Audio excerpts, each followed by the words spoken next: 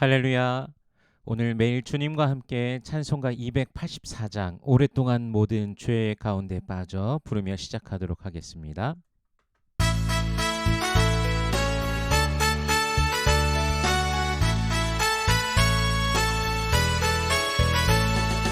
오랫동안 모든 죄 가운데 빠져 더럽기가 하랴 없던 우리를 아무 공로 없이 구원함을 얻어 하나님의 자녀 지금 되었네. 주의 그 사랑 한량 없도다. 찬송할지어다. 예수의 공로 주의 그 사랑 한량 없도다. 찬송할지어다. 예수의 공로 주의 보혈로서 정결하게 씻겨 죄악에서 떠난 몸이 되었고 세상 근심 그름 간 곳 없어지니 하나님의 빛이 영화롭도다. 주의 그 사랑 한량 없도다. 찬송할지어다. 예수의 공로 주의 그 사랑 한량 없도다. 찬송할지어다. 예수의 공로 죄의 깊은 잠과 든 세상의 꿈을 어서 깨어나라. 나의 친구여 은혜 받을 날과 구원 얻을 때가 지금은 세상에 선포되었네. 주의 그 사랑 한량 없도다. 찬송할지어다. 예수의 공로 주의 그 사랑 한량 없도다. 찬송할지어다.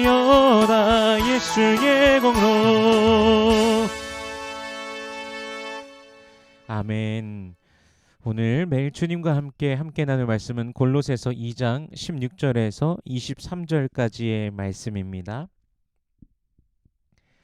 그러므로 먹고 마시는 것과 절기나 초하루나 안식일을 이유로 누구든지 너희를 비판하지 못하게 하라. 이것들은 장래일의 그림자이나 몸은 그리스도의 것이니라. 아무도 꾸며낸 겸손과 천사 숭배를 이유로 너희를 정죄하지 못하게 하라. 그가 그 본 것에 의지하여 그 육신의 생각을 따라 헛되이 과장하고 머리를 붙들지 아니하는지라. 온몸이 머리로 말미암아 마디와 힘줄로 공급함을 받고 연합하여 하나님이 자라게 하심으로 자라느니라. 너희가 세상의 초등학문에서 그리스도와 함께 죽었거든 어찌하여 세상에 사는 것과 같이 규례에 순종하느냐. 곧 붙잡지도 말고 맛보지도 말고 만지지도 말라 하는 것이니 이 모든 것은 한때 쓰이고는 없어지리라. 사람의 명령과 가르침을 따르느냐. 이런 것들은 자의적 숭배와 겸손과 몸을 괴롭게 하는 데는 지혜 있는 모양이나 오직 육체 따르는 것을 금하는 데는 조금도 유익이 없느니라. 아멘. 잠시 기도하겠습니다. 살아계신 하나님 은혜를 감사합니다. 오늘도 우리의 삶을 붙드시고 인도하시는 주님의 은혜를 힘입어 나아갑니다. 우리 주 예수 그리스도의 보혈이 오늘도 우리에게 흐르고 있음에 감사와 찬양과 영광을 올려드립니다. 구원받은 하나님의 백성으로서 또 이 땅에서 우리 주 예수 그리스도를 닮아가며 주님과 동행하는 모든 주의 권속들 되게 하시고 마음의 소원들, 기도의 제목들 주께서 이미 다 알고 계시오니 응답하시며 먼저 하나님의 나라와 의를 구할 때 이 모든 것을 더하시는 아버지의 놀라우심을 경험케 하여 주시옵소서. 이 시간 말씀을 대합니다.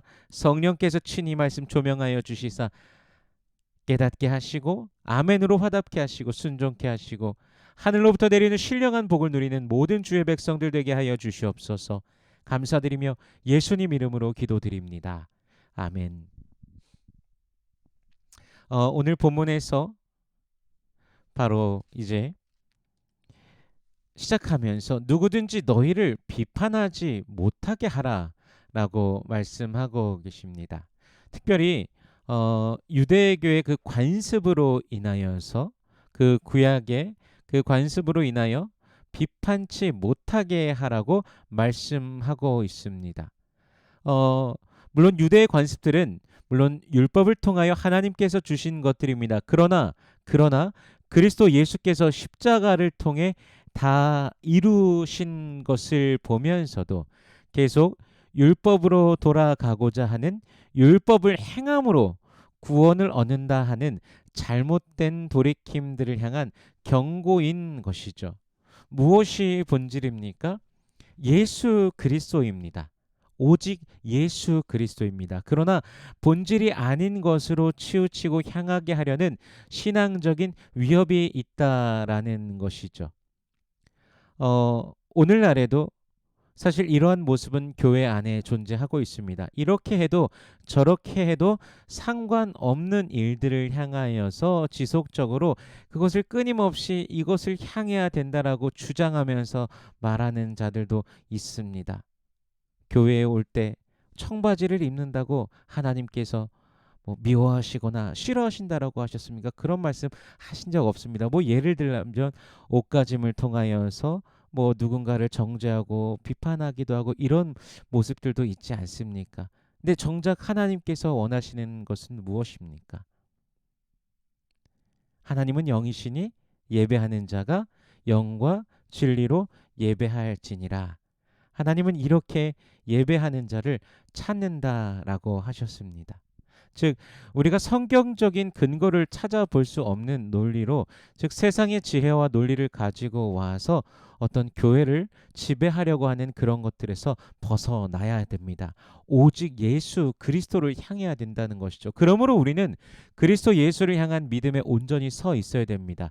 주님의 것인지 주께서 바라시는 것인지 아닌지 그것을 우리가 알아야 된다는 것이죠. 초대교회 당시에 이방인 그리스도인들에게는 주로 이제 유대인들이 접근을 하여서 원래의 그 율법에 있는 그 절기들을 지켜야 된다라고 말하는 겁니다. 절기는 이렇게 지켜져야 된다, 이렇게 하는 것이 하나님이 기뻐하시는 것이다 등등.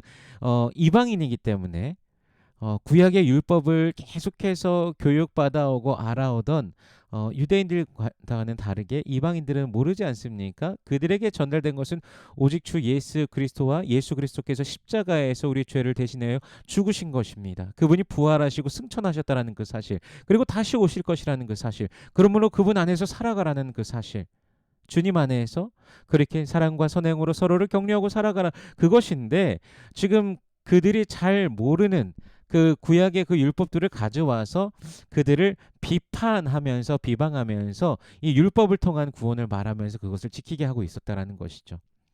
그래서 예수님께서 이루신 것을 알지 못한다면 속아 넘어갈 수밖에 없다는 것입니다. 예수 그리스도가 누구십니까? 바로 율법의 완성이십니다. 그가 율법의 요구를 다 이루신 것입니다. 태초에 계신 말씀이신 우리 주 예수 그리스도께서 모든 것을 창조하시고 모든 것을 지으신 그가 없이는 지음받은 것이 하나도 없다라고 성경이 말씀하시지 않습니까? 요한복음 1장에서 우리 예수님께서 자신이 친히 그 모든 것을 제정하시면서 또한 율법의 요구까지도 스스로 다 이루셨다라는 것이죠. 그렇게 우리는 그분 안에만 있기만 하면 됩니다. 우리는 그분을 믿기만 하면 되는 것이죠. 예수를 믿기에 믿음 안에 살면 되는 것입니다. 그렇게 예수 믿는 자, 그렇게 예수 안에 있는 자에게 성령께서 함께 하시며 오늘 우리에게 말씀을 통해 가르치시고 또한 성령께서 부어주시는 은혜의 역사들을 계속 만나며 경험하며 살아가는 것이죠.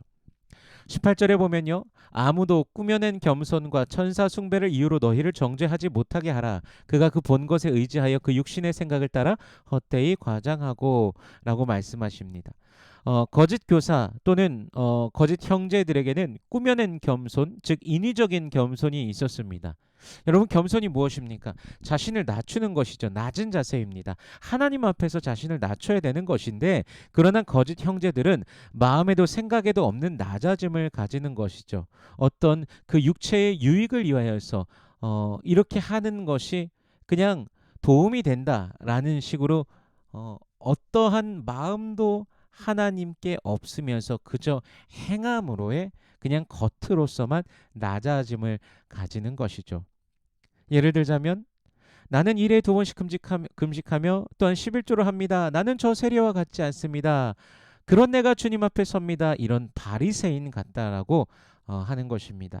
또한 천사 숭배는요, 천사를 하나님께 나아가는 중간 역할, 즉 중개자로 삼아 어떤 신비한 영적 존재가 있다고 이제 현혹하는 것입니다. 이런 허무한 금욕, 신비를 추구하는 것에 속지 말라라고 오늘 본문은 권면하고 있습니다. 사실 천사를 숭배하는 일은 그 당시 초대교회 당시 상당히 존재하였습니다. 오늘날도 어찌 보면 비슷한 것들이 많이 있습니다.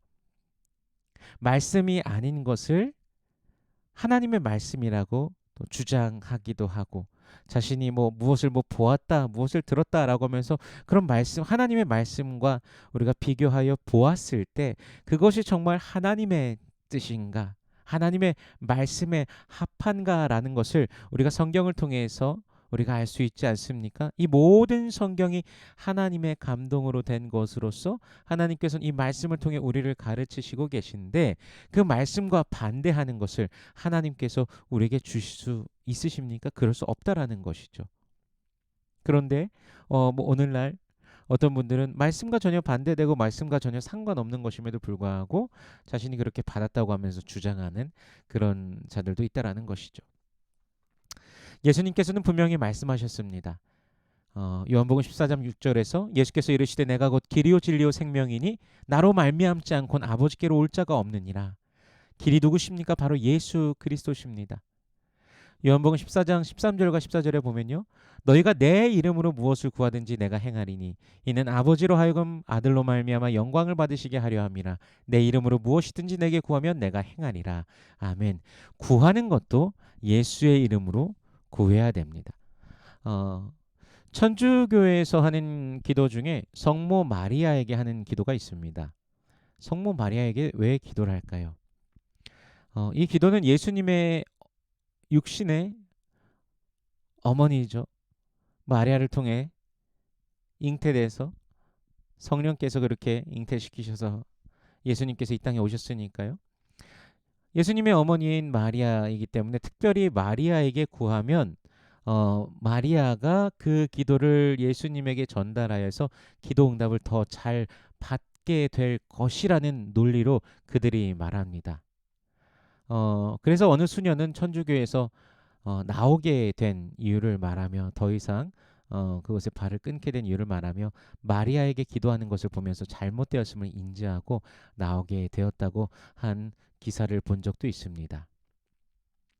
우리는 늘 그리스도를 향하여 있어야 됩니다. 그리스도를 향하지 않고 또한 그분으로부터 나오지 않은 모든 것은 잘못된 것으로 이어지게 됩니다. 잘못된 우상 숭배가 또 되는 것이죠. 우리가 그래서 예수를 알기 힘쓰길 원합니다. 그리스도 예수의 말씀을 알고 진리 안에 자라가는 우리가 되기를 소원합니다. 20절 말씀에 보면요, 너희가 세상의 초등학문에서 그리스도와 함께 죽었거든 어찌하여 세상에 사는 것과 같이 규례에 순종하느냐 말씀하고 계십니다. 세상의 방법, 세상의 논리가 굉장히 혹하게 보일 수 있습니다. 보지 못한 것을 우리가 들음으로 믿기에 물론 그럴 수도 있다라고 생각합니다. 그러나 지혜 있게 보이고 논리적인 것들이 예수님 앞에서 과연 의미가 있는가? 세상에 그러한 것들이, 세상의 것들, 세상에 속한 것들이 아무리 좋아 보인다고 의미가 있는가? 의미가 없다는 것이죠. 우리는 예수님을 머리로 몸된 지체들입니다. 예수 안에서 자라는 자들입니다. 그렇다면 이제 우리의 생각과 마음이 그리스도 예수께 오직 집중되기를 원합니다. 오늘 나에게 주시는 말씀, 그 말씀을 성경을 통해서 또한 만나며 또한 기도를 통하여 확신하시기를 소원합니다.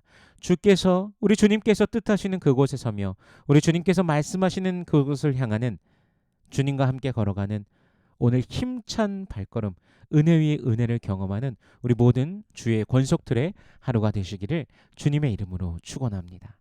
기도하겠습니다. 살아계신 하나님, 은혜를 감사합니다. 우리 주 예수 그리스도로 말미암는 그 크신 은혜와 사랑에 감사와 찬양을 올려드립니다. 저 천성을 바라보며 믿음으로 걸어가는 모든 주의 백성들을 주께서 축복하여 주시옵소서. 하늘로부터 임하시는 우리 하나님께서 부어주시는 충만한 은혜를 누리며 주님께 감사하며 기뻐하며 찬양하며 전진케 하여 주시옵소서. 오늘도 함께 하신 하나님 감사합니다. 우리의 삶을 붙드시는 주님 감사합니다. 영광 받으소서. 예수님 이름으로 기도드립니다. 아멘.